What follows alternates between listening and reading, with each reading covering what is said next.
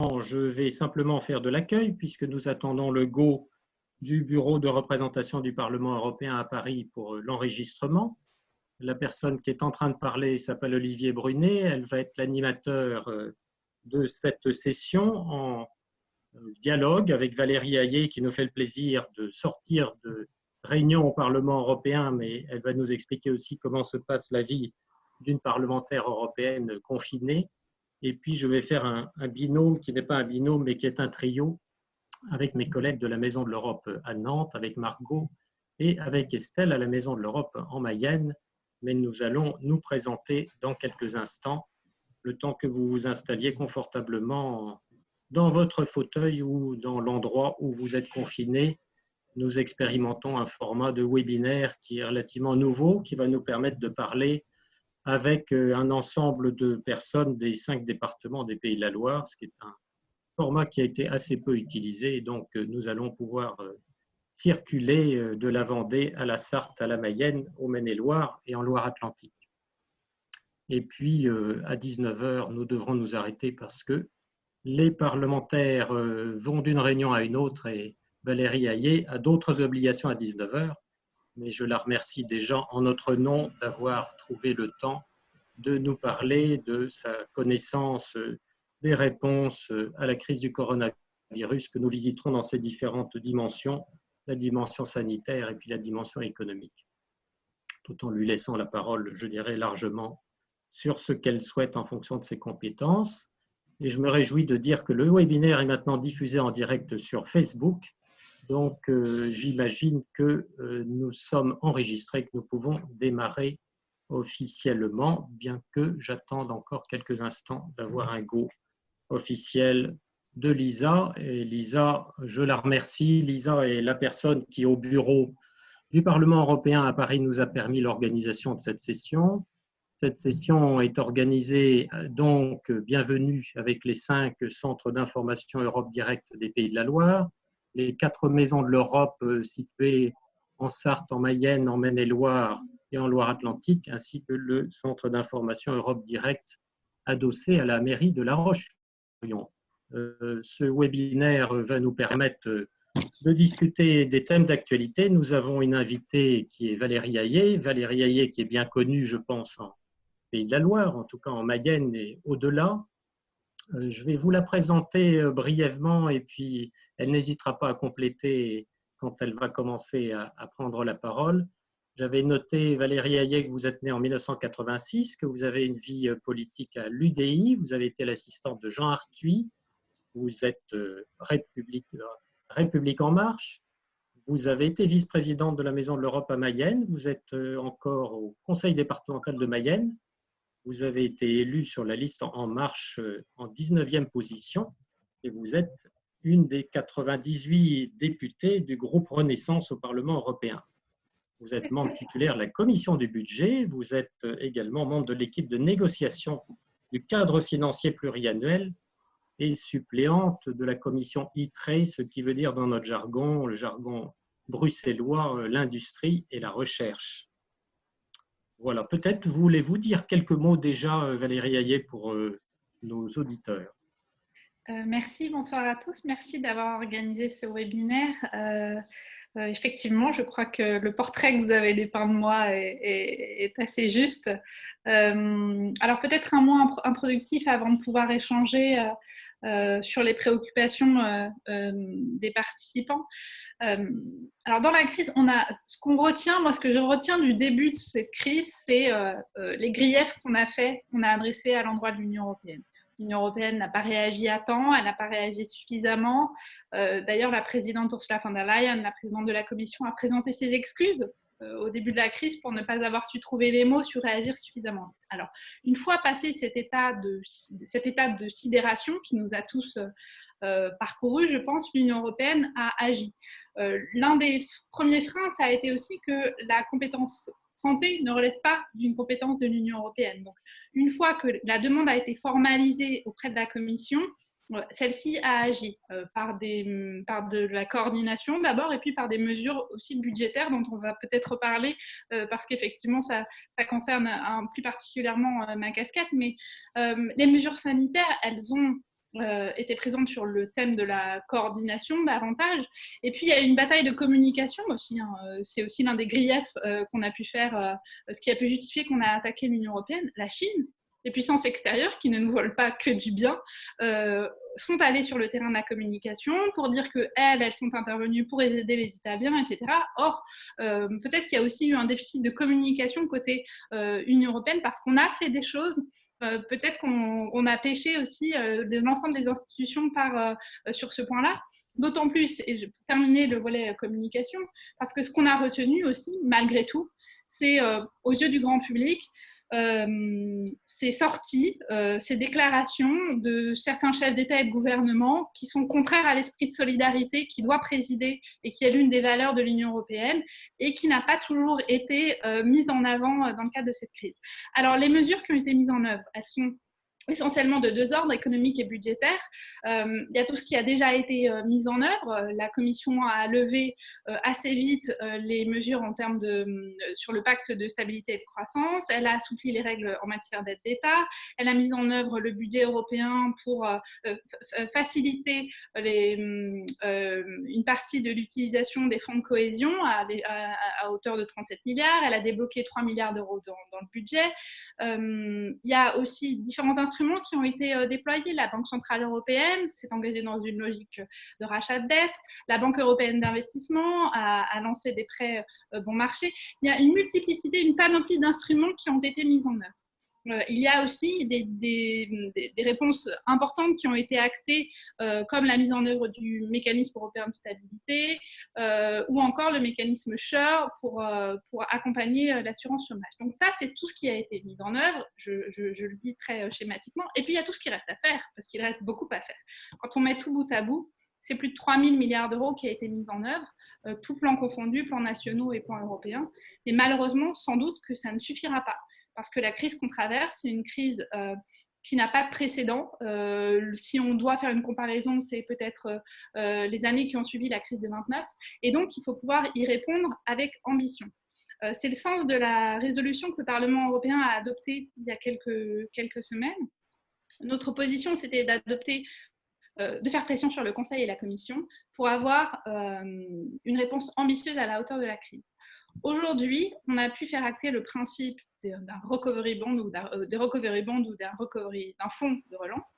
Donc la Commission a annoncé qu'elle allait faire des propositions pour la relance, axées sur le budget et sur la relance. On y viendra peut-être tout à l'heure un peu plus dans le détail, je n'en dis pas davantage. Nous, en tant que députés européens, moi à titre personnel et puis en tant que groupe politique, on a décidé de se mobiliser. L'enjeu pour nous, Parlement européen, c'est de faire entendre notre voix, faire entendre la voix des citoyens européens et faire passer le message très clair au Conseil et à la Commission qu'il reste encore des choses à mettre en œuvre et qu'il faut encore être ambitieux et que cette logique, cet impératif de solidarité, il doit encore se traduire en actes dans les prochains jours et dans les prochaines semaines. Et dernière chose, et j'en termine là, cette crise, elle a évidemment des effets dévastateurs sur le plan sanitaire et sur le plan économique, mais ça doit aussi être une opportunité, une opportunité pour changer notre modèle, pour engager les transformations qui étaient déjà sur la table, sur la digitalisation, sur le Green Deal, sur l'agenda social.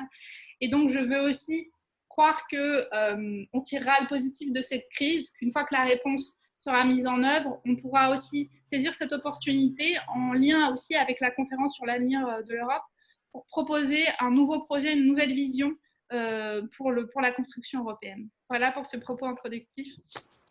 Bon, mais merci beaucoup pour ce propos introductif. Je vais ajouter une question et puis après, je vais tout de même prendre le temps de laisser la parole à Margot et Estelle pour bien expliquer aussi, compléter un petit peu le cadre dans lequel on va travailler. Je retiens en tout cas les mots-clés, je dirais, qui sont des mots encourageants de solidarité, de communication, d'action, des différentes mesures qui ont été prises, qui effectivement ne sont pas toujours très apparentes dans les médias français. Un grand journaliste, un grand journal a parlé des somnambules de l'Union européenne il n'y a pas très longtemps. Et peut-être pouvez-vous compléter un petit peu aussi, vous l'avez évoqué, ce que le Parlement européen peut faire dans ce contexte interinstitutionnel où, de fait, on voit apparaître un Conseil qui a bien du mal à prendre des décisions et à trouver des terrains d'entente, une Commission qui fait de son mieux, mais à qui On peut faire parfois le reproche d'intervenir un peu trop tard ou de réintervenir ou de refaire une nouvelle proposition de budget. Et puis le Parlement européen, on n'en parle pas tant que ça actuellement. Et le confinement, évidemment, fait que les gens sont peut-être moins visibles. Et peut-être pouvez-vous compléter aussi ce tableau. Qu'est-ce qu'une parlementaire confinée peut faire? Vous travaillez vraiment normalement? Euh, alors, je ne travaille pas normalement puisque forcément, quand on est parlementaire ou quand on fait de la politique, on rencontre des gens, beaucoup. Donc là, on les rencontre, mais différemment. Ce qui est positif, c'est que, et ça, je pense que ça ne s'applique pas uniquement au Parlement, ça s'applique à tous les champs de la société, sous réserve que ce soit possible aussi en termes de méthode de travail, c'est qu'il y a des choses qu'on faisait systématiquement, physiquement auparavant, qu'on pourra demain faire selon d'autres modalités. Zoom est une modalité, mais je pense que ça facilitera aussi certaines discussions, certaines réunions. Mais sinon, oui, on travaille de la même manière. Moi, j'ai la chance, entre guillemets, d'être sur les sujets budgétaires et économiques qui sont les principaux éléments de la réponse à la crise. Donc, effectivement, j'ai un peu de pain sur la planche. Je sais que certains collègues, comme d'autres d'ailleurs, ont pu se sentir un peu inutiles dans la crise. Alors, on se pose toujours cette question-là. Il faut éviter l'agitation permanente, qui peut être aussi une tentation, ça c'est évident, mais il faut que chacun trouve sa place. Et moi, je pense que d'un point de vue de l'institution, Parlement européen, je le disais avant la crise, mais je pense que c'est encore plus prononcé aujourd'hui, le Parlement européen, il doit être l'empêcheur de tourner en rond du Conseil. On sait qu'il y a des choses qui ne peuvent pas bouger au Conseil parce que les États membres arrivent avec leur position nationale et parce que chacun a des comptes à rendre au national. Sauf qu'il y a une exigence, un impératif, une vision qu'on se doit de porter, nous, en tant que députés européens. Et c'est le rôle du Parlement européen, c'est ce qu'on fait depuis plusieurs mois, c'est-à-dire c'est créer le rapport de force, le renforcer aussi, pour faire passer le message à la Commission et au Conseil que non, les discussions ne sont pas une affaire, notamment en matière budgétaire et économique, ne sont pas que l'affaire des États membres au Conseil. Le Parlement européen, quand on parlera du budget, c'est un point de détail, mais qui n'en est pas un. Le Parlement européen a un pouvoir de veto. Il peut dire non. Et donc, à la table des négociations, ce n'est pas 27 chefs d'État et de gouvernement, c'est 28 acteurs. Et ce message-là, il faut qu'on le porte, qu'on le transmette. Et je pense que les résolutions qu'on adopte, c'est extrêmement important qu'on a deux enjeux en général, c'est l'ambition et l'unité du Parlement européen. Ces deux exigences qui sont extrêmement importantes, qu'il faut réunir quand on travaille sur une résolution, parce qu'il y a un message qu'on porte à l'endroit du Conseil et de la Commission et aussi du grand public. Et moi, je voudrais dire, je suis élue depuis l'année dernière, dans une nouvelle mandature, un Parlement européen totalement reconfiguré, avec des rapports de force politiques totalement différents, un groupe Renew charnière sur lequel les deux partis, les groupes majoritaires auparavant doivent compter, avec lequel les groupes majoritaires doivent compter. Et on voit bien, on l'a vu l'été dernier au moment de la désignation des commissaires, que le Parlement n'est plus aussi maîtrisable qu'il l'était auparavant. Moi, je crois que c'est une force parce que dans la situation qu'on vit aujourd'hui, c'était vrai avant la crise du Covid, c'est encore plus vrai aujourd'hui. Il faut qu'on ait une ambition pour le projet européen. On ne peut pas se résigner oui, on ne peut pas être résigné et se dire bon bah très bien, les querelles entre les chefs d'État et de gouvernement, il faut s'en satisfaire et on va valider tout ce qui va sortir du Conseil. Non, et je pense l'un des points de déception pour moi, c'est que la présidente de la Commission n'a pas saisi différentes opportunités qu'elle avait. Elle est arrivée, elle a été élue en juillet dernier sur un programme très ambitieux. Nous, Parlement européen, on lui a demandé à plusieurs reprises de réviser la proposition de budget qui datait de l'ère Juncker, 2018, en disant bon, très bien, vous avez un programme très ambitieux, on vous a manifesté notre soutien. Dans ce cas-là, mettez en accord le budget avec vos ambitions, ce qui n'a toujours pas été fait. Elle a annoncé il y a quelques semaines un plan Marshall pour répondre à la crise. On attend des propositions très concrètes. Aujourd'hui, ce que je vois, c'est que les propositions qui circulent à couvert ou à découvert sont très préoccupantes. Et donc, ça confirme qu'il faut que nous, Parlement européen, on continue à mettre la pression.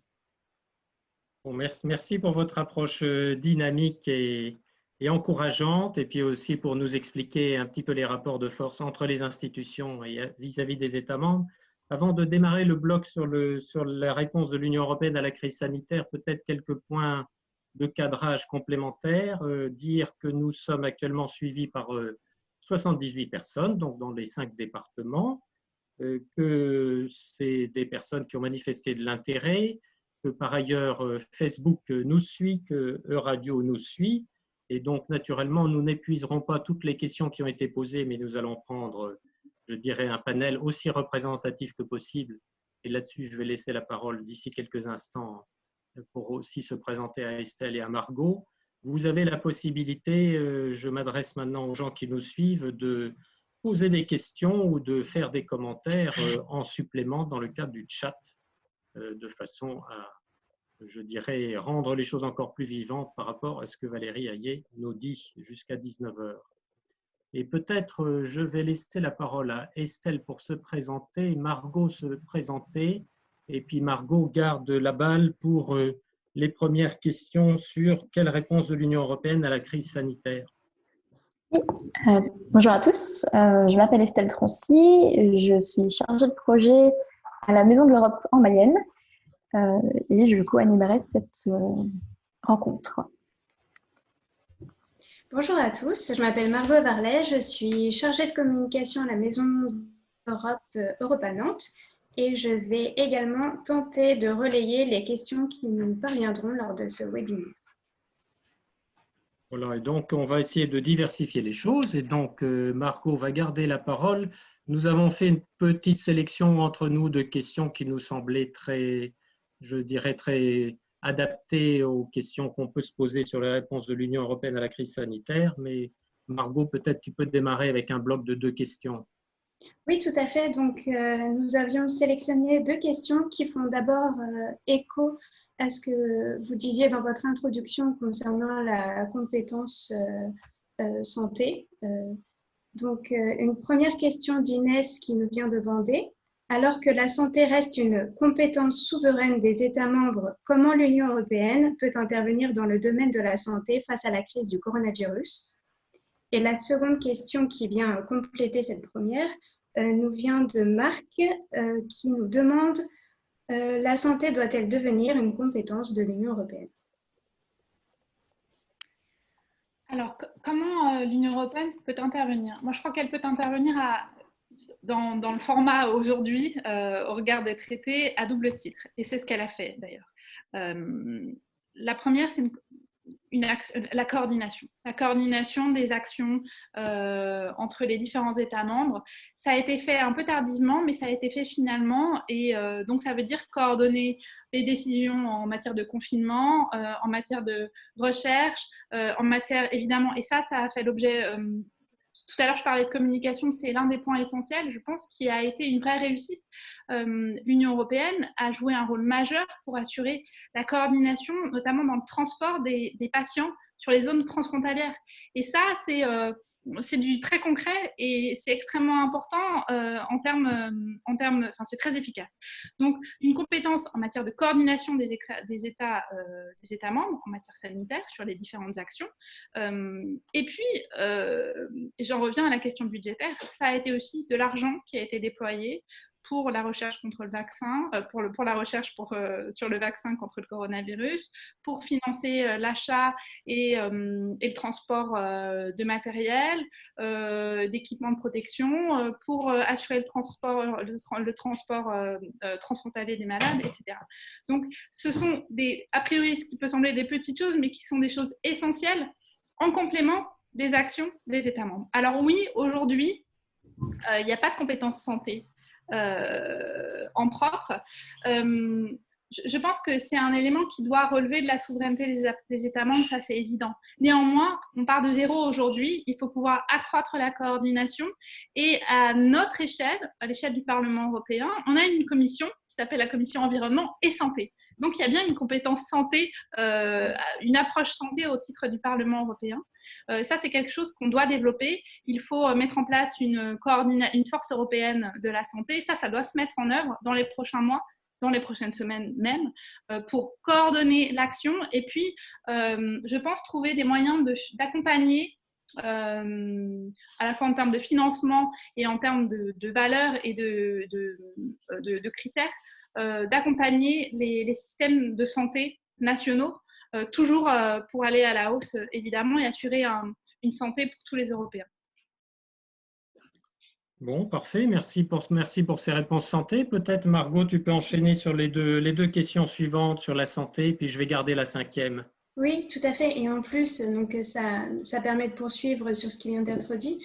Donc, on a une question de Gérard qui nous vient de la Sarthe. Est-ce que l'Europe travaille à une autonomie de fabrication des médicaments essentiels à notre communauté? Et une dernière question de Michel à Nantes. Comment créer une coordination sanitaire au niveau de l'Union européenne, notamment pour établir une réponse commune à une prochaine crise, si prochaine crise il y a? Ça, effectivement, sur l'enjeu de souveraineté stratégique industrielle, notamment en matière de santé, c'est un des éléments sur lesquels il va falloir qu'on travaille. Tout à l'heure, je disais que la santé en propre doit effectivement relever de la souveraineté des États membres, c'est évident, mais sur la question industrielle, souveraineté sur les chaînes de valeur, on ne pourra pas y répondre sans une approche européenne. Ça, c'est une évidence. Et donc, c'est tout l'enjeu des prochaines semaines, des prochains mois. Moi, ce que je retiens de cette crise, c'est qu'il y a tout un ensemble de tabous qui sont en train d'être levés, des tabous, des dogmes. Lorsque les chefs d'État et de gouvernement se sont réunis lors du dernier sommet, il y a quand même 2 mots qui étaient presque des gros mots jusqu'à présent pour certains États membres. C'est la souveraineté et c'est la solidarité. Et ces 2 mots, ils ont fait l'objet d'une décision unanime de la part des chefs d'État et de gouvernement. Sur la solidarité, donc il faut encore y travailler sur les mesures budgétaires et économiques, mais sur la souveraineté, c'est la première fois que dans un texte, il y a un accord sur le fait qu'il faut avancer sur les chaînes de valeur et sur le rapatriement de production, notamment en matière médicale, de produits pharmaceutiques sur le terrain européen. Donc ça doit se construire en accompagnant nos entreprises sur le terrain. Ça fera l'objet c'est l'une des missions de Thierry Breton, le commissaire à l'industrie, qui a déjà une feuille de route sur la table, qui était déjà présente avant la crise, mais qui n'est que renforcée à la faveur de cette crise. Bon, merci. Effectivement, vous avez certainement raison d'insister sur le volet industriel et de solidarité et la préparation de la stratégie industrielle. L'animateur qui est face à vous a été longtemps à la Commission européenne. Il a vu aussi les changements se faire petit à petit sur les questions de santé, parce que c'est vrai que c'est un sujet étonnant qui est du domaine de compétences dites partagées, autrement dit vraiment très peu de compétences au niveau européen. Et pourtant, je découvre par exemple en préparant cette rencontre qu'on a mis en place un certain nombre de choses, comme par exemple le Centre européen de prévention et de contrôle des maladies à Stockholm, qui avait été mis en place en 2005 après le SRAS de 2003. Et je dois avouer que moi-même, j'étais assez ignorant des choses qui ont été faites. Donc, j'espère, comme vous, que les choses vont bouger en termes de santé. Et en matière de santé, je vais vous en faire une petite 5e de question qui est le relais d'une personne qui nous a posé une question sur le vaccin, qui est Bénédicte en Loire-Atlantique, et qui nous dit: peut-on décider que le vaccin trouvé contre le coronavirus sera bien public mondial, avec ses conséquences sur son prix et son accessibilité pour tous? Ce qui, je dirais, fait le pont entre ce que vous disiez sur la politique européenne de recherche, qui n'est pas tellement expliquée ou rendue visible dans ces temps de crise, et c'est difficile parce que le citoyen attend des réponses immédiates alors que la recherche demande un petit peu de temps, mais aussi derrière ce vaccin, toute la dimension industrielle que vous avez évoquée, et puis la dimension mondiale, et peut-être aussi du fait que vous avez des compétences de relation avec l'Amérique latine et l'Asie. Voulez-vous, je dirais, finir avec nous ce bloc sur la crise sanitaire en montrant les différentes facettes de la crise sanitaire et en développant un peu plus sur le volet recherche, vaccin et bien public mondial, ce qu'un certain nombre d'entre nous pourraient souhaiter à coup sûr.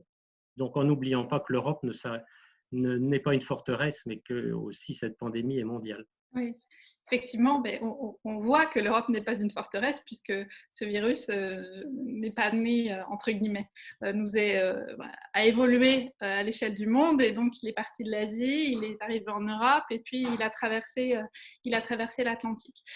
Évidemment, il y a une politique en matière de recherche qui doit être assumée, davantage développé. Il y a des crédits qui ont été libérés, mais il faut continuer et déployer davantage d'argent. C'est le sens aussi de l'appel qui a été lancé lundi à l'initiative de la présidente de la Commission, du président du Conseil et de certains chefs d'État et de gouvernement pour, à l'échelle mondiale, débloquer des crédits privés et publics pour la recherche contre le vaccin. Et là-dessus, bien évidemment, on aura un enjeu. Alors, il y a la question du temps, évidemment, parce qu'on aurait besoin d'une réponse rapide et immédiate. Effectivement, le temps de la recherche n'est pas le temps de l'urgence, même si je crois comprendre que la recherche n'a jamais été aussi rapide dans les réponses qu'elle apporte et dans son travail aujourd'hui. Et puis, oui, l'enjeu, ce sera, une fois que ce fameux vaccin aura été trouvé, je pense, c'est ce que dit aussi le commissaire Breton, je pense qu'en Europe, on a les moyens de trouver ce vaccin, mais à la limite, peu importe, tant mieux s'il est trouvé en Europe, mais peu importe, l'intérêt, c'est le principal, c'est qu'il soit trouvé le plus vite possible. Et après, le deuxième enjeu, ce sera quelle accessibilité de ce vaccin-là.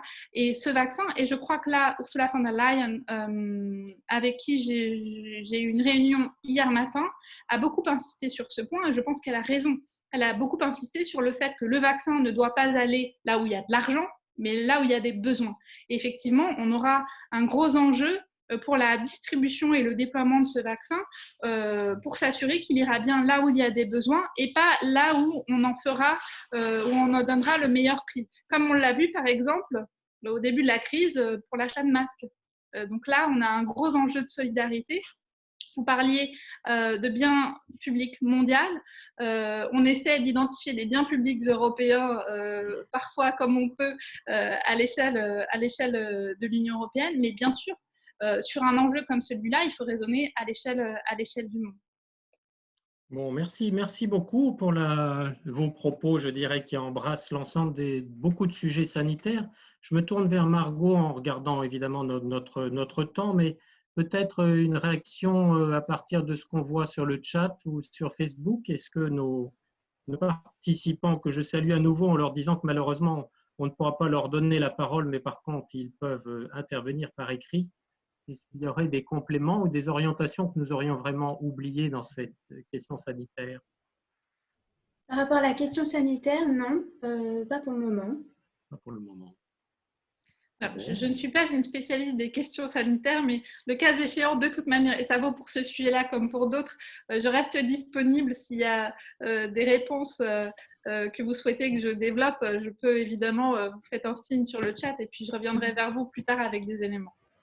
L'élément intéressant, je dirais, à partager entre nous et avec les 75 participants, c'est que par écrit, en tout cas, il y avait beaucoup de questions sur les questions sanitaires, correspondant, je dirais, à l'inquiétude du moment, mais assez élaborées. La question du vaccin en fait partie, mais d'interrogations, je dirais, avec un public qui est plutôt orienté pro-européen. Donc, si nous le prenons dans un discours moins européen, ce que j'ai vu dans le monde, comme vous, qui parlez des somnambules de l'Europe, peut se traduire par des titres un petit peu plus agressifs en disant « mais que faites-vous, que faisons-nous, où est l'Europe ?»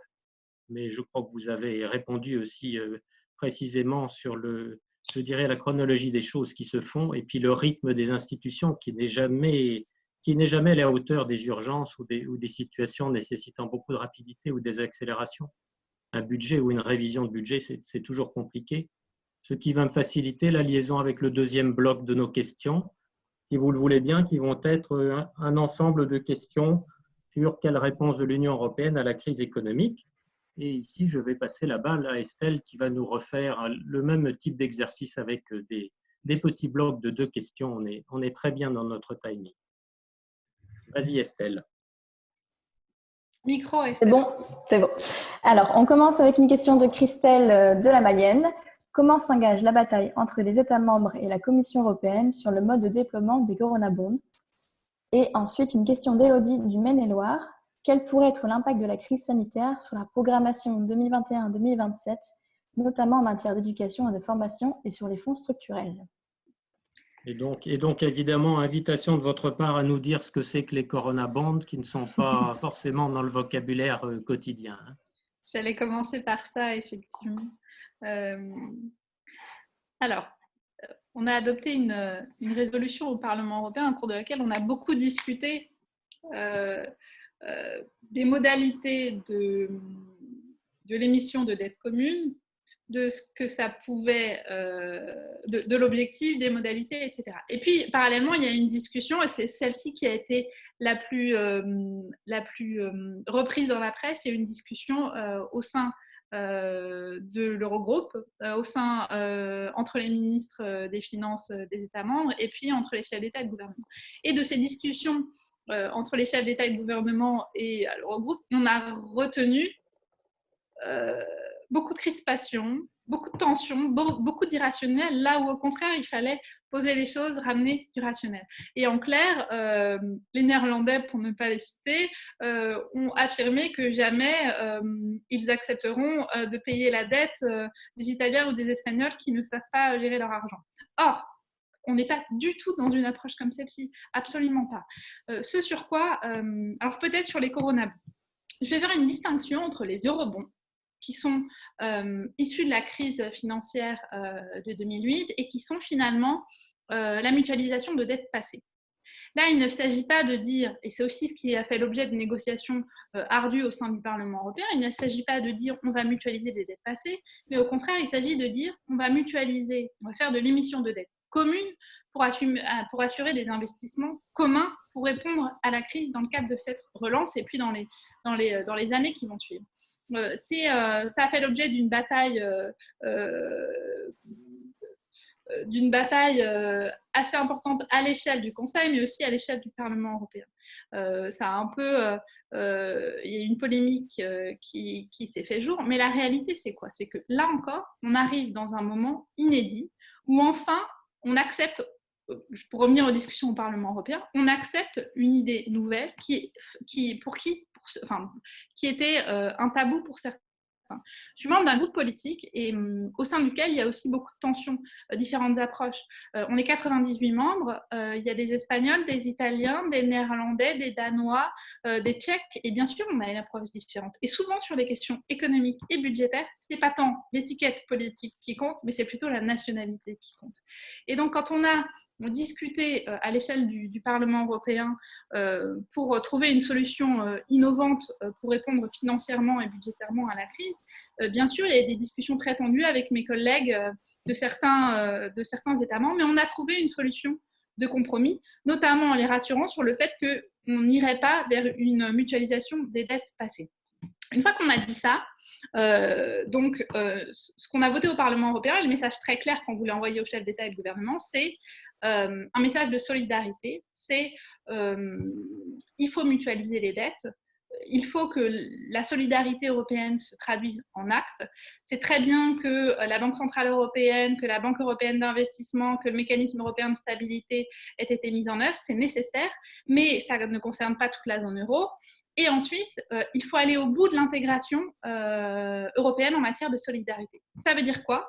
Ça veut dire qu'il faut s'engager vers l'émission de dettes communes pour financer des investissements communs. Une fois qu'on a dit ça, il y a 1000 options, il y a 1000 manières de mettre en œuvre les Corona Bonds ou les Recovery Bonds. Ça peut être la simple émission de dettes communes qui permettra d'avoir des taux d'intérêt inférieurs, jusqu'à l'hypothèse la plus intégratrice selon moi et la plus intéressante selon moi et qui doit vraiment avoir et qu'on doit vraiment considérer, l'émission d'une dette perpétuelle qui serait remboursée par les ressources propres, c'est-à-dire des nouvelles ressources qu'on donnerait au budget de l'Union européenne.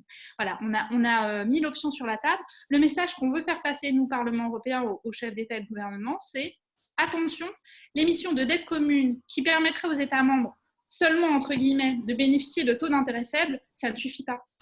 l'Italie, l'Espagne ont déjà de quoi aller chercher des prêts à taux intéressants sur le marché. Il faut aller au-delà, il faut émettre une dette commune et la redistribuer via des subventions, par exemple. Donc ça, c'est tout l'objet des discussions qui vont arriver dans les prochains jours au Parlement et au Conseil.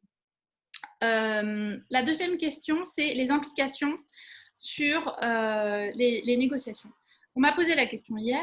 Le plan de relance, le plan Marshall, tel qu'annoncé par la présidente de la Commission, doit s'appuyer sur deux éléments. Le plan de relance et le cadre financier pluriannuel, donc le budget pour les années 2021-2027. À aucun moment, et nous y serons très vigilants, à aucun moment il ne s'agit de réduire le budget 2021-2027 parce qu'on aura mis en œuvre le plan de relance. Au contraire, le plan de relance, il doit venir répondre à la crise. La crise, et d'ailleurs les chiffres sont tombés aujourd'hui, la Commission évalue à au moins 7 points de perte de PIB en moyenne sur les 27. Donc ça veut dire que le plan de relance, il doit répondre à la crise en magnitude, en ampleur. C'est entre 8, 12, voire 15 points de perte de PIB. Il faut que ce plan de relance, il soit autour de 1000 à 1500 milliards d'euros en plus de ce qui a déjà été mis sur la table. Mais ça ne veut pas dire que ça doit se suffire, et au contraire, ça vient en plus du budget européen. Et alors, sans aller trop dans la technique, dans le jargon, dans la bulle, on parle de non-paper, donc c'est des papiers non officiels qui sont diffusés, à dessein ou pas d'ailleurs, sur ce que projette la Commission pour répondre à la crise. Ce qui est sorti est extrêmement préoccupant parce qu'en clair, et si je réponds, si je la fais courte, la Commission va utiliser tout un tas de mécanismes qui peuvent être intéressants préindépendamment et si utilisés de manière modérée, mais qu'elle multiplierait et qu'elle utiliserait de manière excessive pour faire une politique d'affichage en disant bah voilà, on a mis tant de milliards d'euros sur la table, sauf qu'il y a des effets contre-productifs majeurs, notamment ce qu'on appelle le front-loading, c'est-à-dire pour le budget européen, sur la période 2021-2027, dire on met le paquet sur les 3 premières années, mais avec un risque fondamental, c'est qu'on n'ait plus rien. On n'est plus rien pour financer les années suivantes et que donc on n'ait pas un budget sur la période 2025, 2026, 2027, qu'on n'ait plus un budget digne de la première économie du monde. Donc ça va être un des points d'alerte pour le Parlement européen. Pas d'entourloupe sur la proposition budgétaire et économique. Et donc, sur tous les programmes sur l'éducation, sur InvestEU, etc., on sera extrêmement vigilant à ce qu'il n'y ait pas de coupe. Et je pense aussi à un autre programme, et j'en termine. Certains programmes qui pouvaient être moins glamour ou moins sexy et qui avaient fait l'objet de coupes soit par la Commission, soit par de propositions de coupes par le Conseil, qui reviennent de manière importante. C'est le cas à la faveur de la crise, c'est le cas par exemple sur l'aide alimentaire, le Fonds européen d'aide aux plus démunis par exemple, avec des coupes qui étaient prévues. La position du Parlement européen, c'est de ne pas en faire, ou en tout cas de réduire, de conserver une enveloppe importante. Et ça, c'est peut-être aussi, par exemple, un programme qui va revenir au goût du jour compte tenu de la crise, de la difficulté de la crise qu'on traverse. Bon, difficultés effectivement multiples, et puis nécessité d'avoir des parlementaires bien compétents et bien actifs sur les questions budgétaires. En même temps que je vous écoute, et avant de rendre la parole à Estelle pour un deuxième bloc, je vois que certains de nos écrivains nous interrogent aussi sur la Banque centrale européenne, enfin sur les éléments de l'actualité. Peut-être pouvez-vous en dire un mot, parce qu'effectivement, là, on parle de commission, de conseil du Parlement. La Banque centrale et la décision qui vient d'être prise par le Conseil constitutionnel la Cour constitutionnelle de Karlsruhe, sans nous faire des journalistes complets de l'actualité, peut-être voulez-vous ajouter un point d'actualité là-dessus? Est-ce que c'est une épine dans le pied? Est-ce que c'est un problème très sérieux? Alors, dans le message qui est renvoyé, oui, c'est un problème sérieux, parce que on a un problème constitutionnel aussi. Hein. Une Cour constitutionnelle nationale se permet de juger du droit européen. Donc là, on a quand même un problème de droit et de hiérarchie du droit. Et puis, dans le message qui est renvoyé par les institutions allemandes, ça reste préoccupant, évidemment. Et pour rassurer les marchés, ça n'est pas ni le bon moment, ni le bon message. Néanmoins, et donc oui, il peut y avoir une sorte de schizophrénie quand on de l'Allemagne, qui est à la fois membre de la zone euro, qui ne veut pas de mutualisation de la dette et qui remet en cause l'indépendance de la Banque centrale européenne. Bon, en tout état de cause, cette décision, elle a été prise. La Cour donne 3 mois à la BCE pour apporter des éléments de précision. La Banque centrale européenne le fera. Il me semble aussi que la décision de la Cour ne concerne pas spécifiquement les mesures d'urgence qui ont été prises. Donc oui, c'est une brèche, c'est un très mauvais signal qui est envoyé, mais moi, je veux rester positive. Je sais que ça n'est pas une fin. Donc, il y aura des déploiements encore et des développements dans les prochaines semaines. On a un vrai sujet sur le rôle de l'euro, bien sûr. Et c'est, là encore, en termes de timing, de calendrier, face à la crise, c'est vraiment un très mauvais signal qui est renvoyé. Sans jouer les oiseaux de mauvais augure, c'est vrai qu'on se pose tous la question de l'explosion de la zone euro, on se pose tous la question de la prolongation et du projet européen. Je crois qu'on est très majoritaire, si ce n'est unanime autour de la table aujourd'hui, pour dire qu'on est tous des pro-européens convaincus et qu'on a envie de sortir renforcés de cette crise. Il faudra tirer les enseignements et les conséquences d'un certain nombre de décisions qui sont prises au niveau national. Bon, merci beaucoup. Je vois l'heure qui tourne. Peut-être, Estelle, encore une question sur la question économique et puis on va aller vers l'avenir du projet européen. Tout à fait. Alors, on a une question d'Alice de Vendée qui nous demande si l'Europe serait-elle prête à déclencher un semblant de plan Marshall après la pandémie pour redresser l'économie des pays européens touchés. C'est tout l'objet et d'ailleurs la présidente von der Leyen l'a appelé un plan Marshall de l'économie, c'est tout l'objet des propositions qu'elle va faire dans les prochains jours. Elle devait les faire aujourd'hui d'ailleurs, et puis elle a reporté, donc c'est reporté à fin mai. Un plan Marshall qui serait assis sur deux outils, comme je l'ai dit tout à l'heure, le fonds de relance et le budget européen. Je pense que ce qui est bien, c'est qu'il y a quand même des éléments positifs. La Commission veut asseoir ce plan de relance sur le budget européen. Le budget européen, c'est l'instrument de solidarité le plus largement admis par tous les États membres au sein de l'Union européenne. Et donc, c'est un bon outil, un bon instrument. L'enjeu pour les prochains jours, c'est nous, en tant que Parlement européen, de continuer à actionner le rapport de force pour qu'on ait un plan Marshall qui soit à la hauteur en termes de masse. Un plan Marshall qui ne soit pas que des prêts. Il peut y avoir un peu de prêts, mais il faut surtout des subventions, des investissements directs. Je voudrais rappeler que le plan Marshall auquel on fait référence était composé à 90% de subventions. Et donc, c'est là tout l'enjeu, c'est comment la solidarité va se traduire à l'échelle de l'Union européenne. Et bien sûr, même d'un point de vue purement basique et voire même cynique, les Pays-Bas, là encore pour ne pas les citer, ont tout intérêt à ce que la situation économique en Espagne, en Hongrie, en Lituanie, au Portugal soit la meilleure. Parce que les Néerlandais, les Néerlandais, les Allemands par exemple, sont les premiers bénéficiaires du marché intérieur. Donc le plus le marché intérieur fonctionnera bien au sein de l'Union européenne, le plus ce sera dans l'intérêt de ceux qu'on appelle les radins, les frugaux, et c'est tout l'enjeu là encore. Les deux maîtres mots qui sont sortis du dernier conseil, c'est souveraineté et solidarité, et sur la solidarité, on a encore beaucoup à faire. Bon, effectivement, vous êtes en écho avec ce que disait le commissaire Breton aussi, qui rappelait, je dirais, les fondamentaux du marché intérieur et les pays exportateurs.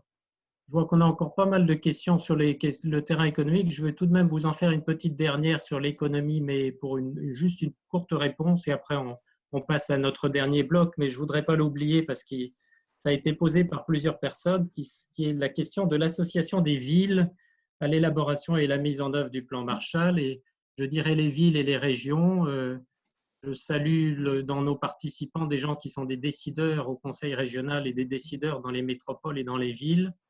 Et ce sujet-là, je le connais moi depuis longtemps et c'est toujours un sujet de frustration pour les acteurs locaux et régionaux.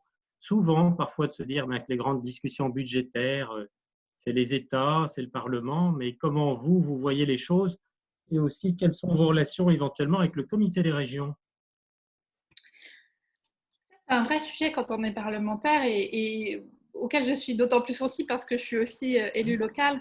Et évidemment, j'ai beaucoup entendu dire aussi, et à raison, je peux le comprendre, hein, des critiques sur le fait qu'on parle de milliards d'euros, mais comment ça se traduit sur le territoire. Moi, en tant que citoyenne mayonnaise, élue locale, bien sûr, je suis extrêmement vigilante et je suis intéressée par savoir comment, une fois qu'on prend la décision, l'argent arrive directement sur les territoires. Et c'est ça l'essentiel. Parce que si on prend la décision, mais qu'une fois qu'elle est prise, on ne sait pas comment ça arrive sur le terrain, ça n'a pas d'intérêt, ça n'a pas d'importance. Néanmoins, la première bataille, c'est débloquer les sommes d'argent. Ensuite, comment on fait pour que par les différents canaux, cet argent arrive le plus vite sur le terrain. La première décision prise par la Commission, l'une des premières décisions prises par la Commission, ça a été de débloquer ou de rendre plus flexible l'utilisation des fonds de cohésion. Donc, les autorités de gestion, départements ou régions, ont pu utiliser les reliquats de FEDER ou de FEADER ou de FSE pour les orienter directement vers des réponses à la crise, l'accompagnement des TPE-PME, la recherche contre le vaccin, etc. etc.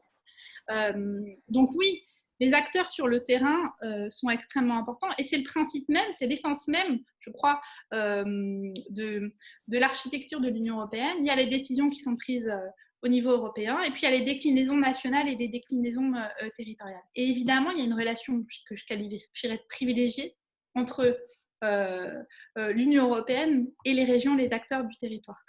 Souvent, on dit que les régionalistes sont les plus pro-européens et les plus pro-européens sont les plus régionalistes. Et ça, c'est une réalité sur le terrain. Après, sur le plan Marshall, là encore, je le redis, l'enjeu aujourd'hui, c'est de débloquer suffisamment d'argent. Dans la foulée, qu'est-ce qu'il faudra faire? C'est identifier ce qu'on a déjà pu faire, hein, mais identifier les secteurs sur lesquels il faudra investir et travailler directement avec les acteurs du territoire pour que cet argent soit débloqué le plus tôt possible. Ça arrivera dans les prochaines semaines, une fois que les discussions auront avancé un petit peu. Donc ça, je pense que ce sera plutôt à l'été ou à la rentrée prochaine. Mais c'est un élément extrêmement important, effectivement. Bon courage et puis aussi bonne coopération avec le comité des régions puisqu'on a la chance d'avoir plusieurs élus en Pays de la Loire qui sont actifs au comité des régions.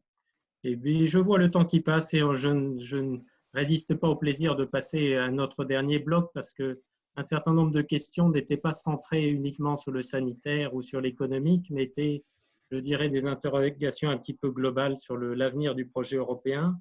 On va essayer de vous faire un petit panel avec des questions éventuellement un petit peu plus impertinentes. Et donc, la parole est libre. Donc, je la donne à Estelle pour démarrer. Oui, alors on va commencer avec une question de Margot de Vendée. Pensez-vous que la crise du Covid-19 va renforcer la montée de l'extrême droite en Europe, comme on peut le voir en Hongrie? Et on va enchaîner avec une autre question de Francis Sarthe. Que répondez-vous aux gens qui disent que la crise sanitaire a montré le peu de poids du Parlement européen au sein des institutions européennes? Bon, sur la deuxième question, vous y avez répondu en partie, mais enfin, voilà des gens, nous faisons les transmetteurs vraiment de la question comme elle a été posée. Oui, sur le poids du Parlement européen, je ne sais pas si c'était s'il y a un révélateur dans cette crise. Pour moi, l'enjeu en tant que parlementaire européenne, c'est ce que je vous ai dit tout à l'heure, c'est d'être l'empêcheur de tourner en rond du Conseil. On a, peut-être plus que les parlements nationaux, hein, on a agi, on a siégé, alors il a fallu un petit peu de temps, mais la réalité, c'est que on a fait des choses. Après, oui, il faut qu'on soit audible. Et souvent, la presse retient plutôt ce qui se passe à l'Eurogroupe, ce qui se passe au Conseil, ce que dit la présidente de la Commission, que ce qui se passe au Parlement européen. Donc, on a un gros enjeu de communication aussi au Parlement européen. C'est l'objet des discussions qu'on a très régulièrement avec le président Sassoli. Moi, en étant membre de l'équipe de négociation du budget, on fait des points réguliers avec lui, notamment sur la stratégie de communication. Alors, je comprends qu'on n'est pas tout à fait audible, mais on fait des choses et ce rapport de force qu'on crée, il est vraiment extrêmement important. Et la première question, pardonnez-moi. Ah oui, oui, il y a des c'est vrai, c'est vraiment, est-ce que toute cette crise ne va pas nous entraîner vers un désastre démocratique? Bien sûr, il y a un gros enjeu qu'on partage tous. Il y a une vraie préoccupation que moi-même, je partage. C'est-à-dire que tout à l'heure, je vous parlais de la Chine. qui a communiqué et de l'enjeu de la communication. Bien sûr, tout n'a pas été parfait dans la réponse à la crise et il reste beaucoup à faire. Néanmoins, en plus de ça, on communique souvent assez mal et on donne des raisons aux populistes, aux extrémistes de remettre en cause le projet européen.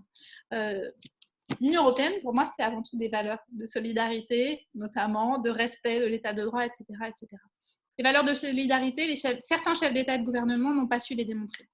Les valeurs de respect de l'état de droit, on voit ce qui se passe en Hongrie, en Pologne. Malheureusement, il y a un certain nombre de brèches qui étaient déjà présentes avant la crise et qui sont renforcées pendant la crise. Donc, il faut pouvoir y répondre, il faut que l'Union européenne y réponde. Et puis, donc là, on a un vrai sujet sur le respect de l'état de droit sur lequel il va falloir se pencher immédiatement, mais aussi dans les prochaines semaines, en lien avec le budget aussi, parce qu'on peut avoir un effet levier en la matière, faire passer des messages forts. Et puis, je reviens à l'exemple de l'Italie. Quand la présidente Ursula von der Leyen s'adresse à la presse italienne en pleine crise, au début de la crise, en parlant de Green Deal, de digital, et sans un mot sur le Covid, alors que les Italiens étaient en plein confinement, c'est une erreur magistrale, évidemment, et elle s'est excusée. Alors, évidemment, le digital et le Green Deal sont des priorités qu'il faut encore avoir en tête et qui seront des éléments de la relance. Mais il y a eu des fautes, des erreurs très importantes commises. À côté de ça, parallèlement, ce que je vois au Parlement européen, c'est que mes collègues des extrêmes sont absolument pas mobilisés. Et mes collègues des extrêmes, ils sont sur des positions simplistes, électoralistes. Ils ne cherchent pas à trouver des solutions. Ils ne cherchent pas à construire avec nous. Et donc, on aura un gros enjeu. Là encore, c'est la communication pour pouvoir convaincre et faire passer des messages positifs sur le fait que l'Union européenne a apporté des réponses, qu'elle est là. Et là encore, si je veux en tirer le positif, on a beaucoup critiqué l'Europe. Pourquoi on l'a critiqué? C'est parce qu'on a aussi des attentes très fortes à son endroit. Je reviens à ce que je disais tout à l'heure. On aura un enjeu dans les prochaines semaines et une opportunité avec la conférence sur l'avenir de l'Europe qui doit permettre d'engager un grand débat sur ce qu'on attend et ce qu'on veut du projet européen. Bon, c'est très bien. Vous êtes vraiment porté, je dirais, par l'avenir. Mais en tout cas, sur l'avenir, je donne la parole à Margot. On a encore probablement 2 questions qu'on va essayer de glisser dans le temps qui nous reste sur l'avenir du projet européen, avec des appels à des réponses courtes, mais vous maîtrisez bien le temps. Je dirais pour répondre vraiment à des inquiétudes ou des sollicitations qui nous sont venues. Alors, j'ai une première question d'Isabelle qui nous demande « La crise sanitaire du Covid-19 peut-elle remettre en question le Green Deal européen ?» Et une seconde question qui vient d'apparaître dans le chat de Michel. « L'Europe vous protège, ne cesse-t-on de dire quels moyens l'Union européenne peut trouver dans la crise sanitaire pour s'affirmer offensive dans la défense des citoyens et la préservation des libertés individuelles ?» Sur le Green Deal, au contraire, la relance va être un moyen d'accélérer le Green Deal. Toutes les priorités qui étaient sur la table, le Green Deal, la digitalisation, l'agenda social aussi, finalement, cette relance doit être, les deux vont de pair et vont se nourrir. Donc, il va falloir aussi qu'on travaille. Là, on a accompagné, on a pris des mesures d'urgence sans conditionnalité. Mais demain, dans la relance, il faudra mettre en œuvre des conditionnalités. Peut-être qu'on y travaille avec mes collègues, mettre en place des conditionnalités pour bénéficier des fonds issus du fonds de relance. C'est-à-dire pas de fonds si le projet ou l'entreprise ou l'État membre ne respecte pas les accords de Paris. Donc ça, moi, je suis très confiante. Je pense qu'au contraire, cette crise, la relance qu'on va orchestrer, organiser, va permettre de nourrir et de conforter l'objectif du Green Deal. Sur la question des citoyens, du respect de l'état de droit, c'est un enjeu fondamental. Et on a vu, comme j'ai dit tout à l'heure, que Orban, par exemple, saisit cette opportunité pour continuer à remettre en cause les droits des minorités, à bafouer le principe d'indépendance de la justice, à dominer le pouvoir législatif, à s'octroyer les pleins pouvoirs pour une durée illimitée. Donc là, on a un vrai enjeu, je le disais, l'Union européenne, c'est aussi des valeurs de respect des minorités, de l'état de droit,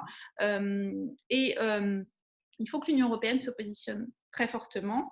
Les commissaires en charge de ces sujets ont communiqué cette semaine, à l'endroit de la Pologne notamment. On a une vraie alerte et effectivement, l'Europe, ça n'est pas qu'un marché. L'Europe, c'est aussi un projet politique et c'est une vision pour les citoyens. En tant que Française, je suis extrêmement attachée et je suis très soucieuse d'entendre, j'ai 2 de mes collègues qui sont hongroises et qui prennent de plein fouet les attaques d'Orban.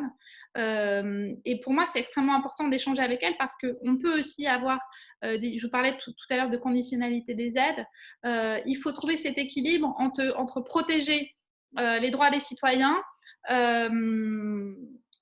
et puis sanctionner les États membres. Et sur les conditionnalités des aides, typiquement, il ne faut pas dire bon, en Hongrie ou en Pologne, on a des problèmes avec le respect de l'état de droit, donc on supprime les aides européennes. Non, parce que en fait, qui va être lésé, ce sont les acteurs sur le terrain. Donc il va falloir qu'on trouve des mécanismes pour s'assurer que l'argent, et je reviens toujours à l'argent, pardon, mais c'est parce que aujourd'hui, il faut aussi qu'on construise un projet politique et je vous invite vraiment à participer à la conférence sur l'avenir de l'Union quand elle sera définie, parce qu'on pourra se projeter de nouveau vers une vision et un projet très fort pour ce qu'on veut construire ensemble à l'échelle de l'Union. Bon, merci beaucoup. On n'aura pas le temps de tout couvrir. Il y avait effectivement un peu aussi les préoccupations, et je les vois aussi dans le chat sur le bloc de la libre circulation. Enfin, est-ce que tout ceci ne va pas aboutir à une implosion de l'espace Schengen? Enfin, est-ce qu'on sera capable de revenir tout de même à des fondamentaux de libre circulation? Est-ce qu'on va aussi arriver à sauvegarder la belle mobilité des jeunes telle qu'on veut la promouvoir avec Erasmus et d'autres dispositifs?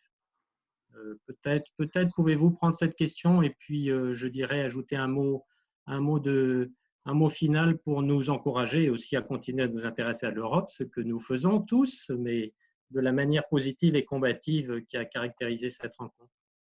On est dans une période exceptionnelle, avec des mesures exceptionnelles qui sont mises en œuvre. Alors, bien sûr, on ne pourra pas revenir demain à la situation d'avant, notamment sur la question des frontières. On va revenir à la normale progressivement. Quand? Je ne le sais pas. Il va falloir que ce soit fait de manière coordonnée, ça c'est évident. Sur la question d'Erasmus, par exemple, Erasmus, c'est l'une des réussites majeures du projet européen. Je n'imagine pas qu'on ne retrouve pas ce modèle-là qui est vraiment l'un des programmes phares de l'Union européenne et qui parle à beaucoup d'Européens et de citoyens européens et qui un programme qui participe de la construction de la citoyenneté européenne. Donc, je n'ai pas d'inquiétude sur le fait que on pourra revenir, là encore, je ne sais pas quand, malheureusement, mais qu'on pourra revenir rétablir les échanges et le format Erasmus tel qu'il existait jusqu'à ces dernières semaines. C'est une parenthèse sur ce volet-là. Un mot d'encouragement, peut-être. Moi, je suis au début de mandat. Je veux croire qu'on peut faire bouger les lignes. On est arrivé dans un Parlement européen totalement reconfiguré, avec beaucoup à faire. Moi, je me suis engagée parce que je pense que je constate que l'Europe est au milieu du gué, qu'on n'a pas de projet politique, que le dernier projet qu'on a eu, c'était finalement l'euro, qui n'a pas embarqué, qui ne concerne pas tous les États membres aujourd'hui. On n'a plus de projet politique. Ce projet politique, il faut qu'on le construise ensemble. Et là encore, j'ai déjà évoqué à plusieurs reprises, il y a un moment démocratique très fort qui va arriver, c'est la conférence pour l'avenir de l'Union. On a un enjeu fondamental, nous, institutions, et nous aussi, vous, représentants sur le terrain de l'Europe, c'est de faire en sorte qu'il y ait un maximum de parties prenantes et d'acteurs et de citoyens qui s'inscrivent dans cette démarche sur la conférence sur l'avenir de l'Europe, parce que c'est grâce à cette démarche qu'on va pouvoir construire une Europe qui correspondra à ce qu'on veut, à ce qu'on attend les citoyens. Donc c'est un moment démocratique très fort, et pour moi, ce sera un nouveau départ pour ce projet européen, et donc forcément un horizon des possibles qui va se dessiner et qui est, pour moi, je trouve très enthousiasmant. Bon, merci énormément pour cet esprit positif et encourageant. Je vérifie, puisque vous êtes toujours là auprès d'Estelle et de Margot, que nous n'avons pas raté tel ou tel message, je dirais, important. Estelle, Margot, voulez-vous dire quelque chose? Il y a beaucoup de questions. Malheureusement, on ne va pas toutes pouvoir les, les poser. Là-dessus, pardon, je vous coupe. Je suis disponible. J'ai une permanence parlementaire, un collaborateur. Vous allez trouver facilement mes coordonnées et vous pouvez d'ailleurs les diffuser. Pour moi, c'est extrêmement important d'avoir des échanges les plus nourris possibles parce qu'on l'a dit à plusieurs reprises et je l'ai vu d'ailleurs dans le chat, oui, il y a un déficit de pédagogie et de communication et en tant que députée européenne, je pense que ça fait partie de ma mission, d'une de mes missions, de pouvoir être cet ascenseur, c'est-à-dire prendre le pouls sur le terrain, faire remonter les infos et les faire redescendre. Et ces moments-là, à défaut de se voir physiquement, c'est des moments extrêmement importants. Donc, vraiment, n'hésitez pas à me solliciter. Je suis là pour ça aussi et surtout pour ça. Bon, alors je vais me contenter. Allez-y, vas-y. Oui, est-ce que vous seriez d'accord pour qu'on vous envoie les questions qui n'ont pas été, auxquelles ils n'ont pas été répondus et puis on... Ok, oui, faites-le et j'y apporterai des réponses avec grand plaisir. Très bien. Bon, merci beaucoup. Merci beaucoup. Merci à vous. Bon, remerciements, félicitations et remerciements aux 75 personnes qui nous ont suivis.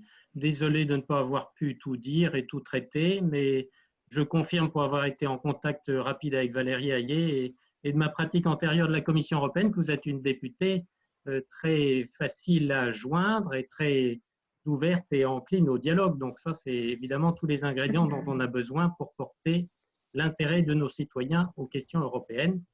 Merci beaucoup et je crois que nous allons absolument respecter l'horaire et vous libérer à 19h. Et donc, je remercie mes copilotes Estelle et Margot et l'ensemble des participants. Merci à vous tous et à bientôt. À une prochaine. Merci beaucoup. Au revoir. Au revoir.